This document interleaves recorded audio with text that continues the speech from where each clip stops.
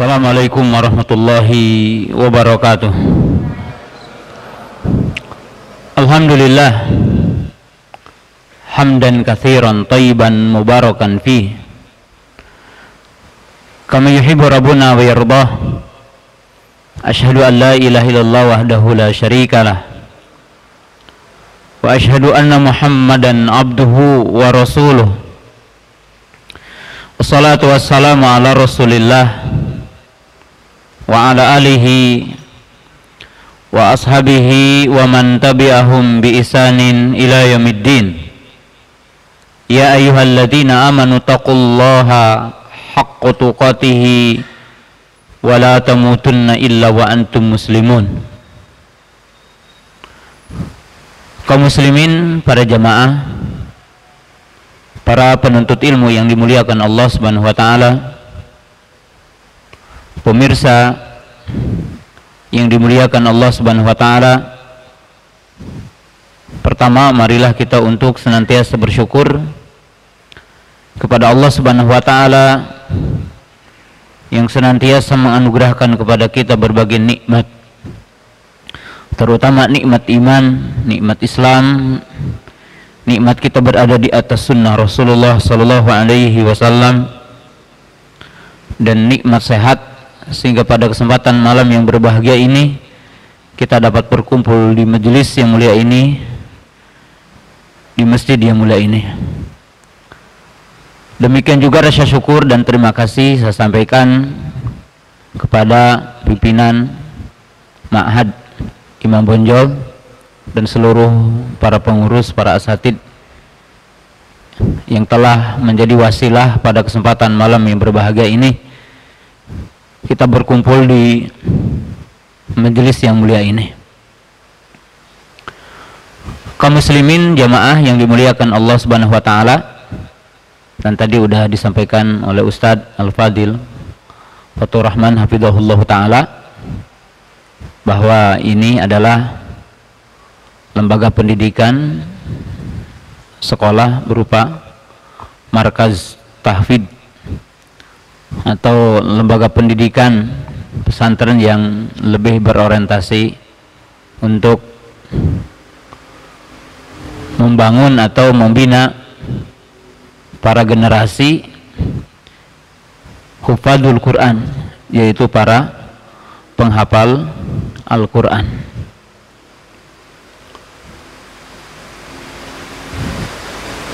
Ada beberapa poin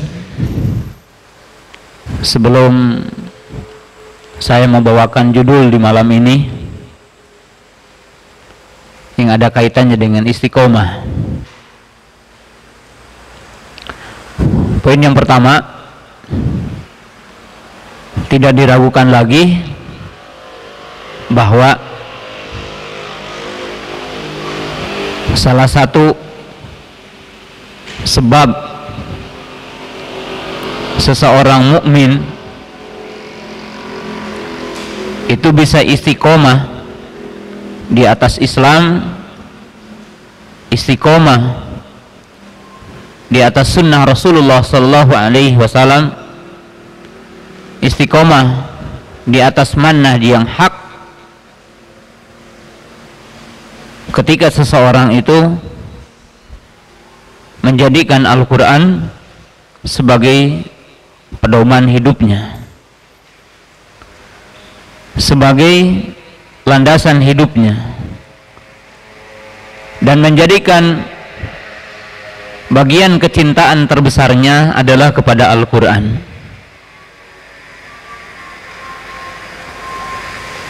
Karena memang Al-Quran adalah jalan yang lurus,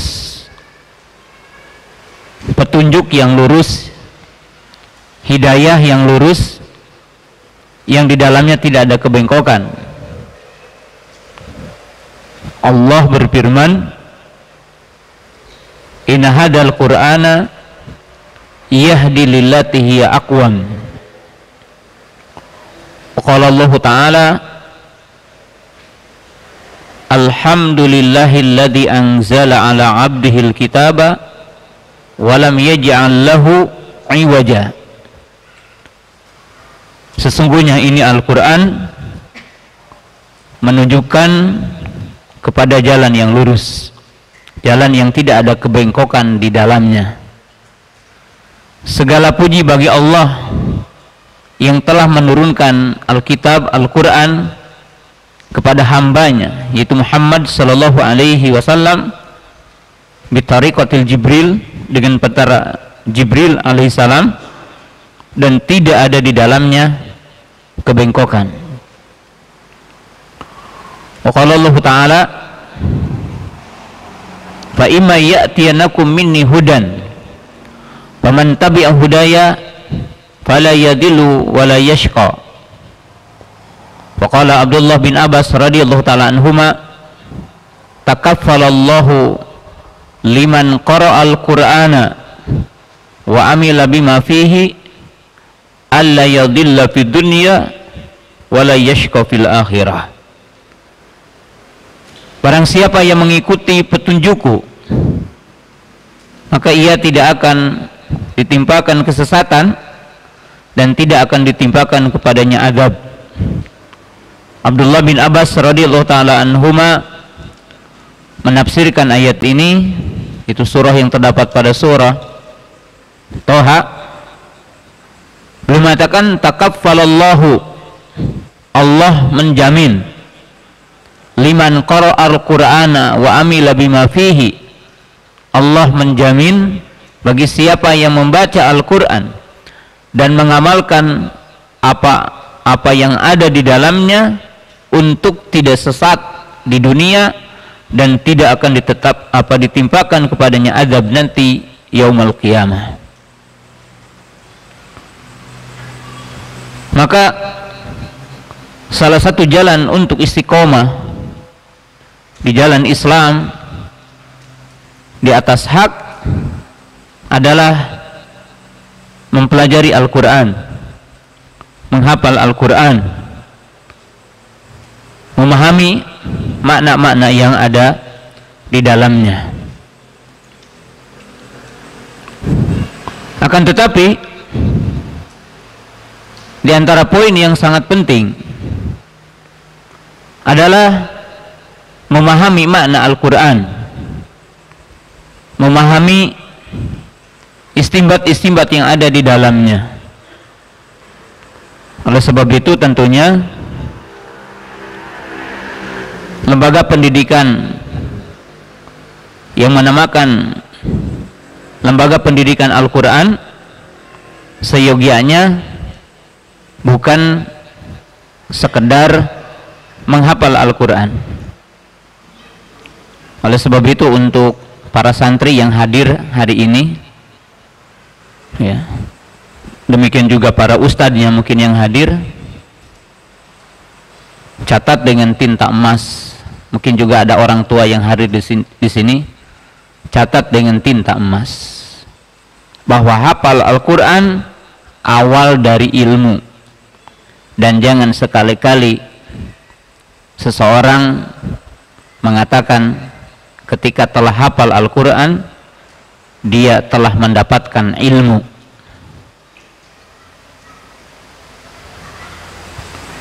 Karena para ulama kita telah mengatakan al-ilmu huwal fahmu, ilmu itu adalah faham, bukan sekedar hafal.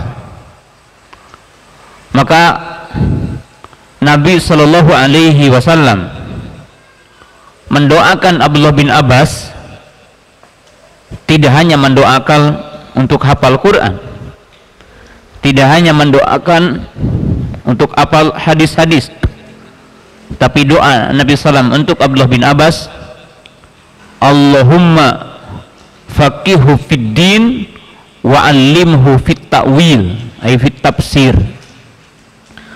Doa Nabi SAW untuk Abdullah bin Abbas adalah doa agar Abdullah bin Abbas diberikan kefakihan dan diberikan taufik hidayah untuk memahami makna-maknanya,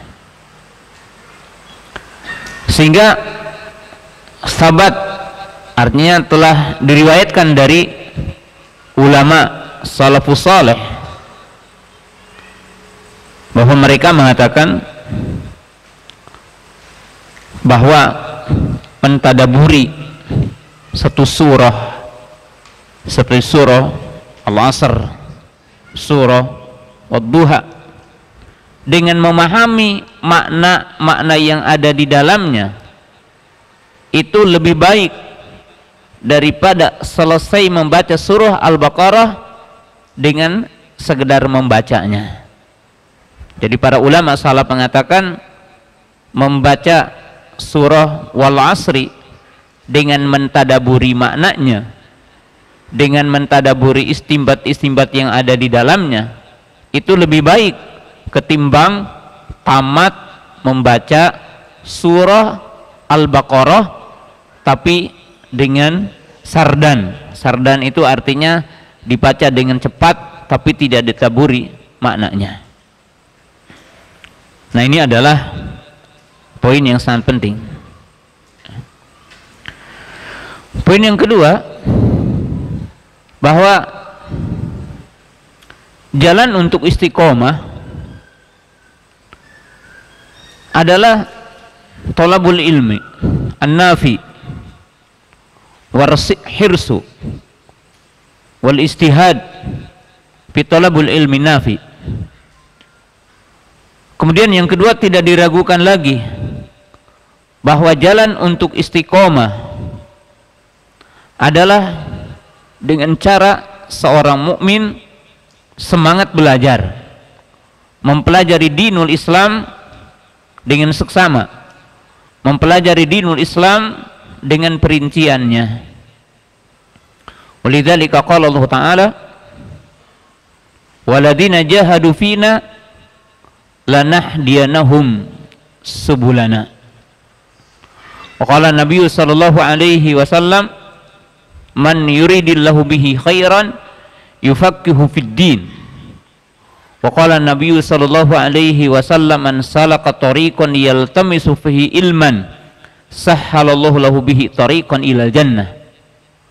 Allah berfirman, waladina jahadu fina lanahdiyanahum subulana.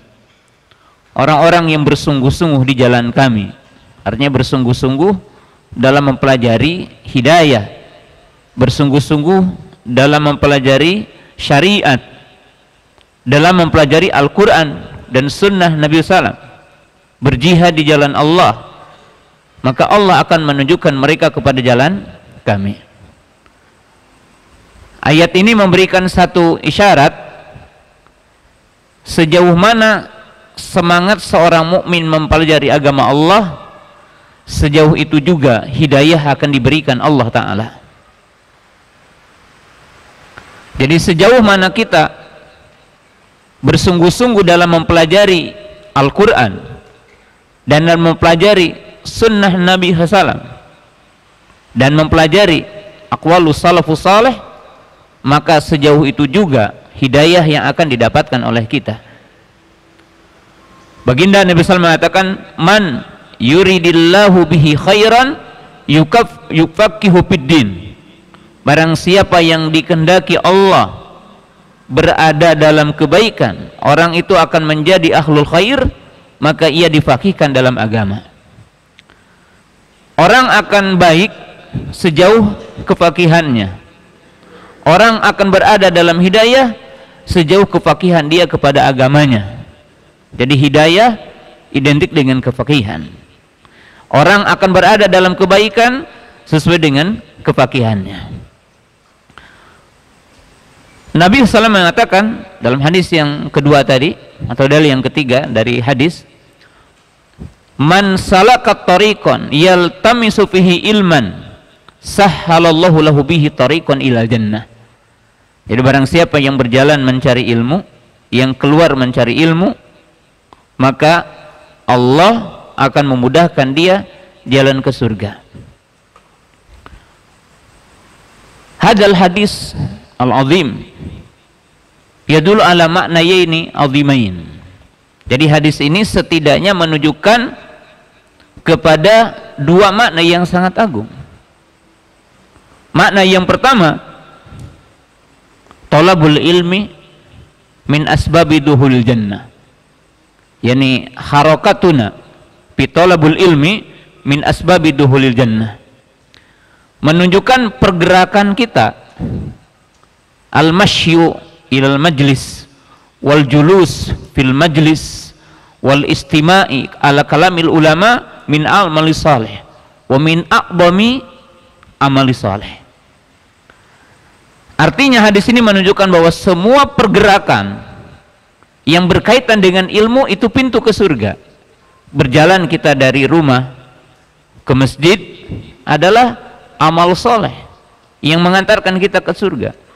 Duduknya kita di majelis, mendengarkan kalam orang alim di majelis, maka semuanya adalah merupakan pintu surga. Walidzalika thabata fil hadis man kharaja li talabul ilmi fahuwa fi sabilillahi hatta yarji'a. Barang siapa yang keluar dari rumah untuk mencari ilmu, maka dia di jalan Allah. Qala ba'du salaf man qala anna talabul ilmi laisa minal jihad faqad naqasa aqluhu, atau kama qala ba'du salaf. Sebagian ulama salaf mengatakan barang siapa berkata bahwa keluar mencari ilmu bukan jihad, maka sungguh orang itu lemah akalnya. Artinya bukan orang intelek, bukan orang yang berilmu, orang yang tidak memandang keluar mencari ilmu adalah bagian dari jihad. Jadi bukan termasuk orang yang intelek. Ketika orang itu tidak berpendapat bahwa keluar mencari ilmu bukan jihad. Sedangkan yang kedua, makna dari man salaka tariqan yaltamisu fihi ilman sahhalallahu lahu bi tariqan ila jannah. Al ilmu yadulluka ala aqidatin sahihah. Al ilmu yadulluka ala al a'mal salih. Wal ilmu yadulluka ila akhlaqil karimah. Fal aqidatu sahihah yahdika ila jannah, wal amalu salih yahdika ila jannah, wal ahlul karimah yahdika ila jannah. Ilmu itu akan menunjukkan kita kepada akidah yang lurus. Jadi siapa yang ingin tahu akidah yang lurus ya dengan ilmu. Ilmu menunjukkan seseorang atau antum kepada amal soleh, karena orang tidak tahu amal soleh tanpa ilmu. Dan ilmu menunjukkan seseorang kepada akhlak yang mulia. Akidah yang lurus mengantarkan orang ke surga. Amal soleh mengantarkan orang ke surga. Dan akhlak yang mulia mengantarkan orang ke surga. Maka ini makna man salaka tariqan yaltamisu fihi ilman sahhalallahu lahu bihi tariqan ila jannah. Maka ini makna dari hadis itu, barang siapa yang berjalan mencari ilmu maka akan dimudahkan jalan ke surga. Fal insan la yastati an yastaqima ala dinihi illa bil ilmi. Seseorang tidak akan mungkin untuk bisa istiqomah di atas agamanya dengan tanpa ilmu. Isma'u ala qawlihi sallallahu alaihi wasallam, inna min asyrati sa'ah raf'al ilmi wa intisyarul jahl. Thumma qala Nabi sallallahu alaihi wasallam, inna Allah la yaqbidul ilma intiza'an yantazi'uhu minal 'abdi walakin yaqbidul ilmi qabdil ulama hatta lam yamku 'aliman itakhadan nasu ru'asan juhala fasu'ilu fa'abtu bi ghairi ilmin fadallu wa adallu.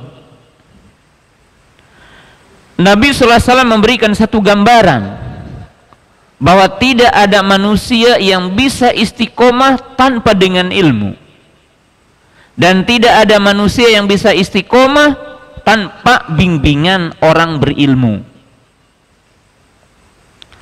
Lihat, Nabi SAW mengatakan dalam hadis yang populer, di antara ciri-ciri hari kiamat adalah diangkatnya ilmu dan tersebarnya kebodohan. Lalu Nabi SAW mengatakan dalam riwayat yang lain, itu hadis Abdullah bin Amr, sesungguhnya Allah tidak akan mengangkat ilmu dari orang yang hafalnya tiba-tiba hilang hafalannya atau menjadi bodoh, enggak. Tetapi diangkatnya ilmu dengan wafatnya, perginya orang-orang alim, sehingga tatkala tidak tersisa di satu daerah dari orang alim, maka orang-orang bertanya kepada orang-orang yang bodoh. Tempat berfatwanya adalah orang-orang yang jahil, tempat-tempat bertanyanya adalah orang-orang yang jahil. Maka dia ditanya dan dia menjawab tanpa ilmu, maka ia sesat dan menyesatkan. Jadi maka ia sesat dan menyesatkan. Hadis ini mengisyaratkan begitu jelas, ya, yaitu manakala seseorang tidak paham kepada agamanya dan tidak ada orang yang membimbing agamanya, maka itu tidak mungkin istiqomah. Tidak ada manusia yang bisa istiqomah dengan tanpa ilmu. Tidak ada manusia yang bisa istiqomah tanpa bimbingan orang alim. Saya ingin menutup poin ini dengan hadis yang paling populer, ya. Itu hadis Abu Sa'id Al-Khudri radhiyallahu taala anhu. Qala kana fi man kama qablakum rajulun yaqtulu tis'atan wa tis'ina rajulan. Nabi sallallahu mengatakan dulu, artinya mungkin zaman-zaman Bani Israel sana, itu ada orang membunuh 99 nyawa, mengalirkan darah 99 orang. Kemudian orang ini ingin bertaubat, farada an yatub, dia ingin bertobat. Padallahu li rahibin, lalu orang itu ditunjukkan kepada seorang rahib, gambaran orang yang rajin ibadah tapi dangkal ilmunya. Dia tidak luas ilmunya, tapi orangnya punya semangat ibadah. Faqala hal min taubah, faqad qataltu tis'atan wa tis'ina nafsan. Aku telah membunuh dan aku membunuh 99 orang. Hal min taubah, adakah pintu taubat bagiku? Maka umumnya orang yang semangat tapi tidak punya ilmu menjawabnya dengan atifiyah. Kata dia, mana mungkin bisa diberi ampunan oleh Allah Subhanahu wa taala. Bagaimana akan diampuni Allah? Engkau telah membunuh begitu banyak orang. Akhirnya putus asa, maka dibunuhlah si rahib ini, sehingga 100 orang yang dibunuhnya.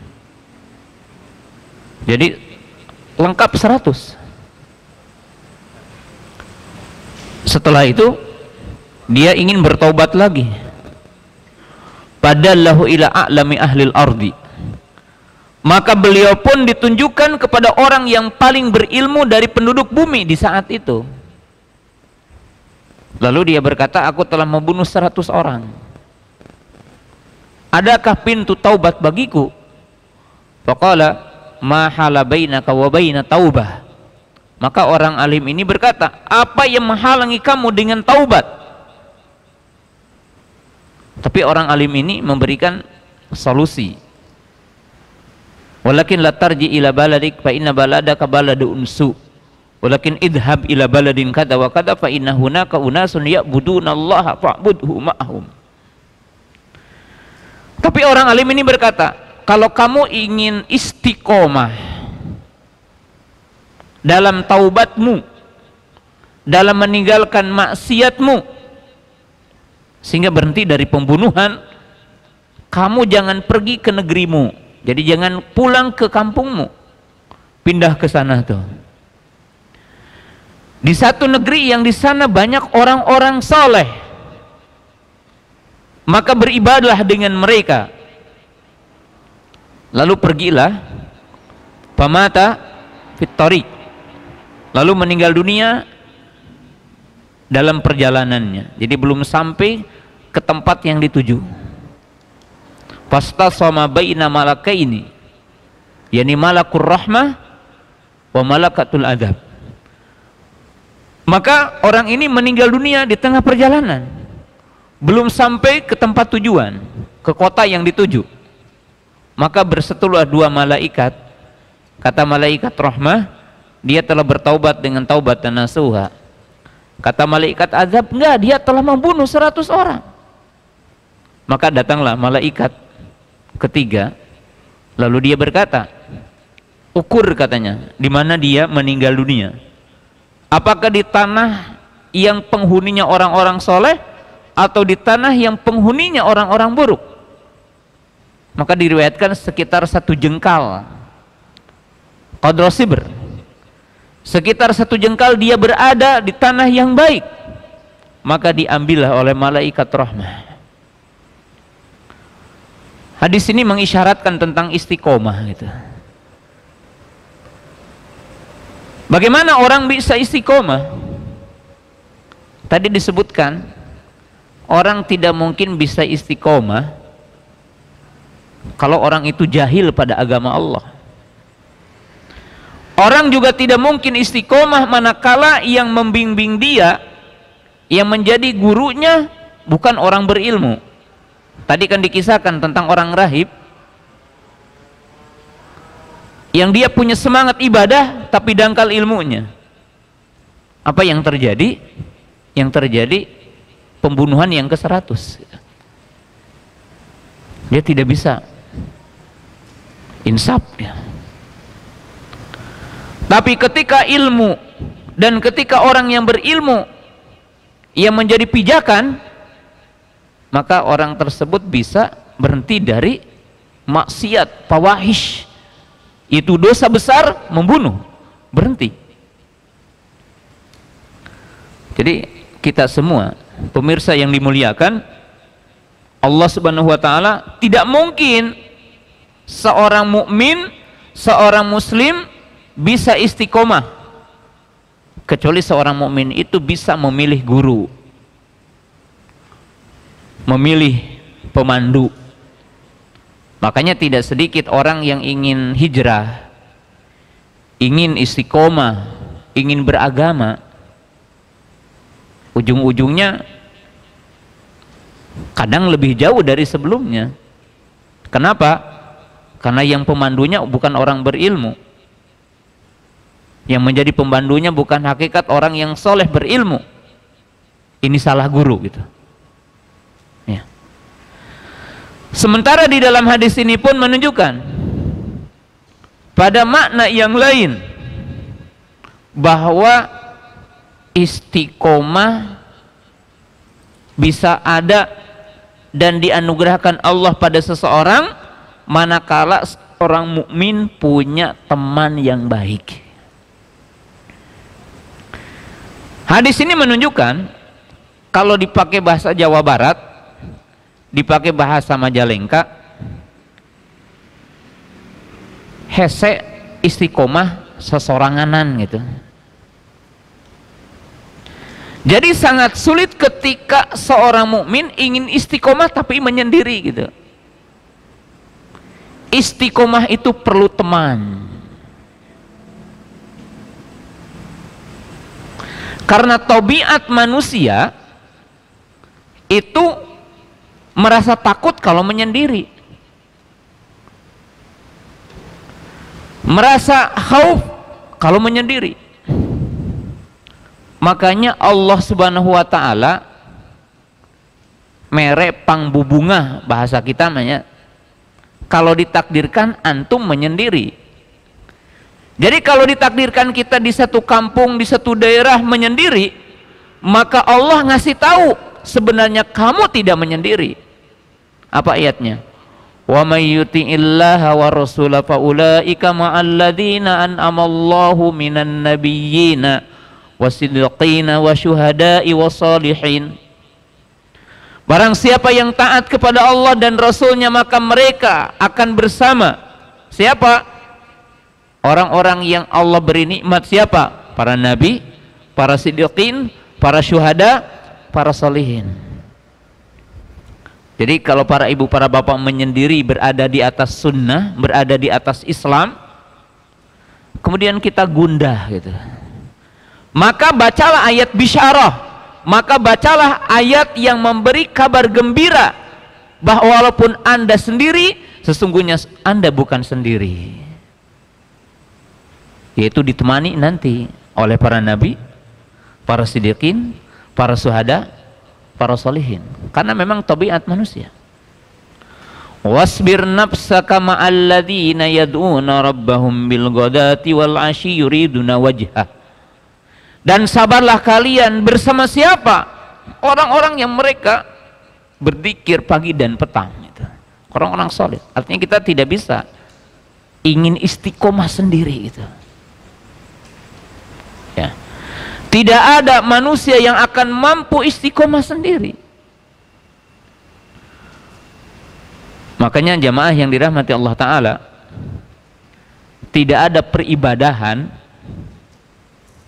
di dalam Islam kecuali umumnya syariatnya adalah berjamaah. Ada enggak satu ibadah yang sebenarnya bisa dilakukan sendiri? Syariat-syariat Allah itu dianjurkan agar kita berjamaah. Salat, puasa, haji, berjamaah.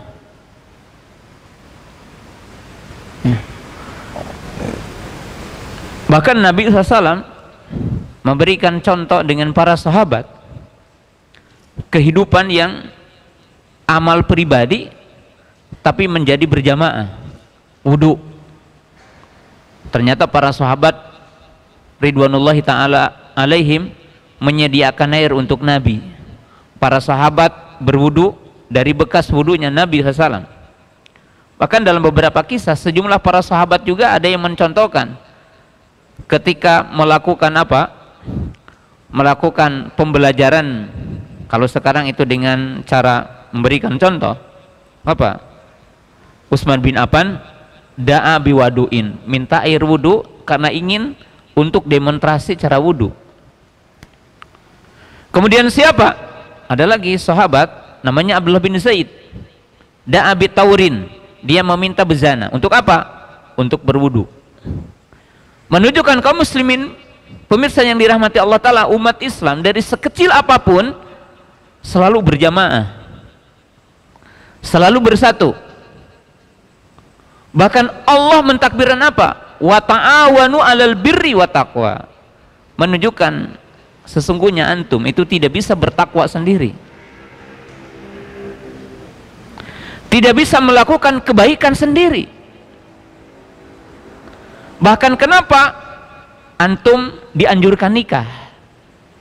Menunjukkan, kata para ulama, siapa yang punya jabatan, siapa yang punya harta yang banyak dan dia tidak menikah, maka ingatlah dia berada di jurang api neraka gitu.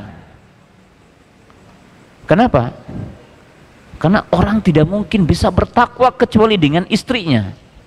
Seorang wanita tidak bisa bertakwa kecuali dengan suaminya. Maka lihat, orang tidak bisa istiqomah kita, sehingga ia itu mampu berkumpul dengan temannya, berkumpul dengan saudaranya. Ini digambarkan di dalam Al-Quran. Nah, udah. Nah, akhir sekolil.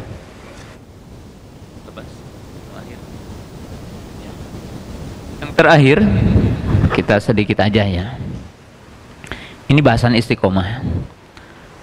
Tapi saya ingin mengedukasi walaupun singkat ya di sini. Ya.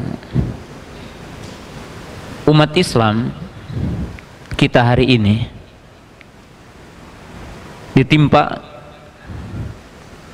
satu musibah besar, dan salah satu penyakit yaitu al-khauf, rasa takut, yaitu al-khauf minal mustaqbal, yaitu kita takut dengan masa depan. Kita tahu takut, ada takut yang disyariatkan, bahkan merupakan pintu masuk surga. Tapi ini tidak akan dibahas ya. Takut kepada Allah, takut dengan adab Allah. Waliman khafa maqama rabbih jannatan. Fa amma man khafa maqama rabbih wa nahan nafsa 'anil hawa fa innal jannata hiyal ma'wa. Ini jelas ayatnya. Tapi rasa takut hari ini, rasa takut dengan musuh ya. Rasa takut masa depan anak, rasa takut masa depan pesantren, rasa takut masa depan usaha kita, rasa takut terus ya. Nah, di sini ada 2 poin yang saya ingin jelaskan. Pertama, rasa takut yang menimpa dan muncul di tengah-tengah kita hari ini itu sebenarnya diciptakan oleh manusia sendiri dan diciptakan oleh kita sendiri gitu. Sebagian teman-teman kita satu sisi mungkin dikatakan baik. Ada saudara kita di Palestina atau mungkin di Myanmar dan sebagainya mendapatkan musibah. Kemudian kita menyebarkan foto, menyebarkan video-video yang menakutkan. Kalau menyebarkannya satu kali, mungkin ini sebuah berita agar kita ada antipati, kecintaan kepada saudara kita. Tapi ketika berita itu dalam setiap waktu disebar untuk setiap saat, maka menjadi lebih takut kepada kita hari ini. Takut terjadi. Demikian juga dengan musibah yang menimpa dunia hari ini, virus corona.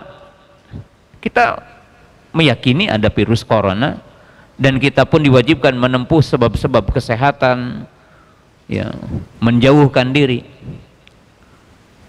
Tapi kalau setiap waktu kita memblow up sesuatu yang menakutkan, bahkan mungkin setiap orang katakan terancam 1 juta anak Indonesia akan mati dengan corona itu. Maka setiap saat kita takut gitu, takut akan munculnya PKI umpamanya gitu. Sah-sah saja kita, dan bagi orang mukmin takut itu boleh gitu. Tapi kalau menjadikan setiap mukmin menjadi don dan melakukan sesuatu yang tidak disyariatkan, maka takut ini berbahaya dalam kehidupan kita. Nah, lalu apa yang semestinya bagi seorang mukmin ketika dihinggapi rasa takut seperti ini? Rasa takut umat Islam kalah, rasa takut akan ini Indonesia akan dikuasai asing. Boleh ya, kita rasa takut, orang mukmin wajar. Tapi bagaimana kita mengedukasi diri atas semua rasa takut itu? Maka saya ingin menyebutkan kalimat yang singkat di sini. Yang pertama, Al-Quran mengedukasi kepada kita agar kita husnudzon kepada Allah. Sebab orang yang buruk prasangka kepada Allah, yang mengatakan Islam ini mungkin kalah, Allah tidak menolong kita, maka itu adalah sikap orang-orang munafik. Sebagaimana dijelaskan di dalam ayat Al-Quran, yadununa billahi ghairil haqqi dhannal jahiliyah. Jadi orang-orang munafik ketika dalam sejumlah peperangan mereka tidak pergi, mereka tidak menemani dan tidak menyertai Nabi SAW dalam peperangan. Kenapa? Karena mereka telah buruk sangka kepada Allah bahwa Allah tidak akan menolong, bahwa mereka tidak akan menang. Maka Allah Subhanahu wa taala memberikan peringatan, wala tahinu fil tigoil qaumi, janganlah kalian menjadi rendah menjadi lemah dalam mengejar dan menghadapi musuh.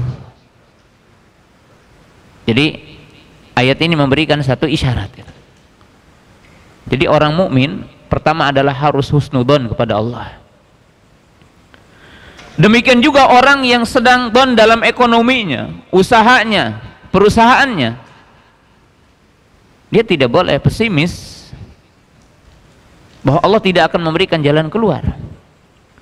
Demikian juga seorang mukmin tidak boleh pesimis dengan musibah yang menimpa hari ini. Dia harus yakin bahwa Allah akan memberikan jalan keluar. Allah akan mengangkat musibah ini. Senantiasa dalam dirinya adalah husnudzon kepada Allah Ta'ala. Yang kedua, Imam Ibnu Taimiyah rahimahullahu ta'ala menjelaskan dan belum mengamalkan,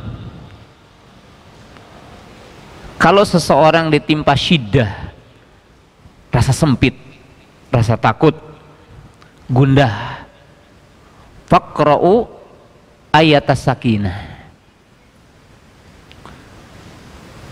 Jadi barang siapa di antara kita itu ditimpa kesempitan, sempit, ya, dhaik, syiddah, maka bacalah ayat sakinah. Ayat sakinah adalah ayat yang terdapat dalam surah Al-Fatih, salah satunya. Huwallazi anzala sakinata fi qulubil mu'minin liyazdadu imana ma'a imanihim walillahi judun samawati wal ardi wa kana Allahu aliman hakima. Nah, lalu mungkin bertanya-tanya bagaimana kita baca ayat sakinah kemudian akan menjadi lega hati kita. Ini ditinjau dari dua sisi. Pertama, membaca Al-Quran, ayat yang mana saja tentunya akan membuat orang itu tentram hatinya. Ala bidzikrillahi tatmainul qulub, syifaun lima fis sudur. Tapi sebagian para ulama tajrubah itu punya pengalaman, karena sebagian ayat ruqyah, artinya ayat yang dipakai untuk meruqyah, itu kan tidak semuanya nas, ya, bahwa ayat ini dibaca untuk orang sakit secara khusus itu. Tapi ada yang bentuknya pengalaman. Imam Ibnu Taimiyah rahimahullah ta'ala ketika membaca ayat ini, beliau merasakan ketenangan. Karena apa yang menimpa kepada kita hari ini ya tentunya telah menimpa kepada orang sebelum kita. Jadi membacakan ayat ini untuk menenangkan diri. Tapi di sisi yang kedua, yang dimaksud membaca ayat sakinah, yaitu agar kita pemirsa membuat bandingan. Karena ayat sakinah ini adalah berkaitan kabar gembira kepada para sahabat. Apa yang menimpa kepada para sahabat, kesulitan, mungkin Bilal bin Rabah pernah dianiaya, kemudian Ammar bin Yasir dipanggang, sejumlah para sahabat dianiaya. Tapi Allah menolong mereka dan Allah memberikan keteguhan kepada mereka. Artinya apa? Kalau antum mendapat musibah hari ini dalam menyebarkan agama ini, maka bandingkanlah dengan apa yang telah menimpa kepada orang sebelum kita. Maka apa yang menimpa kepada kita tidak ada bandingannya, artinya sangat kecil dibandingkan dengan mereka, sehingga kita akan tenang. Oh, orang yang dulu terdahulu mungkin ada yang dipanggang, ada yang digergaji, sementara kita cuma dikata-katain begini gitu, maka akan tenang. Itu apa? Ayat sakinah. Ya. Kemudian yang ketiga, agar kita lepas dari rasa takut yang menimpa hari ini, maka para ulama kita mengatakan, bacakanlah ayat seputar sabar. Ya. Jadi bacalah ayat yang berkaitan perintah kepada kita untuk sabar. Allah berfirman, fasbir inna wa'dallahi haqqun wa la yastahiqal ladzina la yu'minun. Jadi kita harus tahu bahwa rasa takut itu diciptakan oleh musuh gitu. Rasa takut ini dibuat oleh musuh supaya kita menjadi takut. Maka dalam ayat yang lain apa? Dzalikumus syaitanu yukhawifu awliya'a fala takhafuhum wa khafuni.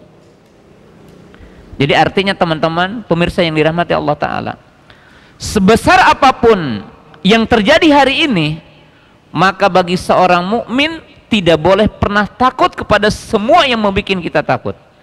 Takutlah kepada Allah Ta'ala. Fala takhafuhum wa khafuni in kuntum mu'minin. Sedangkan yang terakhir,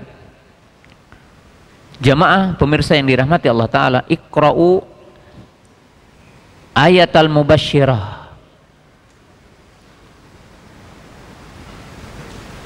Agar kita hilang rasa takut, gundah, maka bacalah semua ayat-ayat yang isinya kabar gembira. Ya. Tapi bukan menjadi lalai bagi kita, enggak. Ayat-ayat mubasyirah itu tidak lepas ada 4 rumpun ayat mubasyirah yang isinya kabar gembira. Yang pertama, Allah menjanjikan kemenangan. Wa'adallahu ladina amanu minkum wa amilus solihat la yastahlifannahum kama stahlafa ladina min qablihim wa la yansurunallahu mayansuruh in tansurullaha yansurkum wa jundullahi humul ghalibun. Sejumlah ayat. Waladzi arsala rasulahu bil huda wa dinil haq liyudhhirahu ala dini kulli. Maka ini ayat kabar gembira. Jangan takut, Islam akan menang. Umat Islam akan menang. Allah akan menolong. Dalam arti sebesar apapun rekayasa musuh, sekuat apapun senjata-senjata musuh, maka Allah berjanji akan memberikan kemenangan. Kenapa? Sebab yang punya tentara Allah. Walillahi junudis samawati wal ardh walillahil izzatu jami'a. Maka orang itu tenang. Yang kedua, Allah mengatakan apa? Bi anna ma'al usri yusra.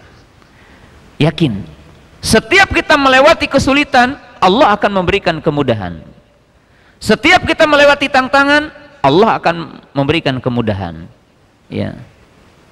Ini hakikat takdir yang Allah Ta'ala tetapkan. Wa tilkal ayyamu nudawiluha bainan nas. Yang keempat, al-bisyarah bil magfirah, yaitu kabar gembira bahwa Allah akan mengampuni kita. Jadi kalau kita pernah melakukan dosa, maka orang mukmin tidak boleh putus asa, karena ada kabar gembira Allah akan mengampuni dosa kita. Bisyarah. Dan yang terakhir, bisyarah dengan surga. Maksudnya apa? Sederhana di sini.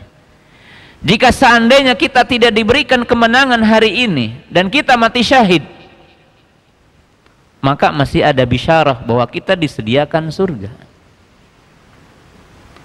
Karena orang beriman itu selamanya menang dengan hujjah, tapi terkadang tidak menang dengan senjata.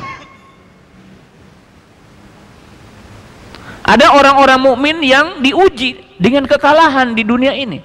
Maksudnya kalah dari sisi senjatanya. Tapi Allah akan memberikan kabar gembira, yaitu dengan surga. Sebagai penutup, kita lihat bahwa para sahabat di dalam perang Uhud, Mus'ab bin Umair, Anas bin Nadar, ya, Al-Usairim, Hamdalah.